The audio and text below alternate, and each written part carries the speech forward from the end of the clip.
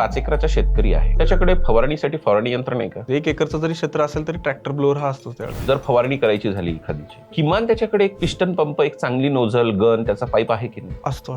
मग ह्या सगळ्या गोष्टीला जर ही गोष्ट मॅन्डेटरीच आहे, जर त्याचा प्रॉपर रिझल्ट घ्यायचा असेल तर फर्टिगेशन सिस्टमला दुय्यम मत देणं कसं चालेल? आज जर फवारणी जर तुमची योग्य पद्धतीने होत नसेल तर त्याला माहिती आहे, तो कन्व्हिन्स आहे की मला रिझल्ट येणार नाही. तिकडे कन्व्हिन्स आहे पण खतामध्ये कन्व्हिन्स नाहीये. मग इकडे काय आहे, इकडे तुमची जमीन सगळं सांभाळून घेते ना, तुमच्या चुका सगळ्या पोटात होते, पण एक दिवशी त्या सगळ्या गोष्टी येतात डोळ्यासमोर दिसतात. तर त्याच्यामुळे हे तुम्हाला गृहीत धरून करावं लागेल. आज जर द्राक्षासारखं एखादं पीक घेतो म्हटलं तर मला अँगलची थिकनेस किती असावी, हाईट किती असावी, तारीच्यावर जीआय कोटिंग किती असावं, सगळं काही कन्व्हिन्स आहे.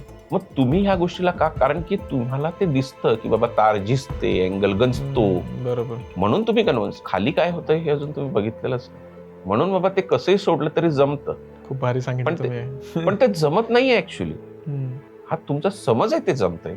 मिनिमम किती एकराच्या शेतकऱ्यांना सगळ्यांनीच करायला पाहिजे फर्टिगेशन प्रणाली? तसं जर फर्टिगेशन प्रणाली ही प्रत्येकाची गरज आहे.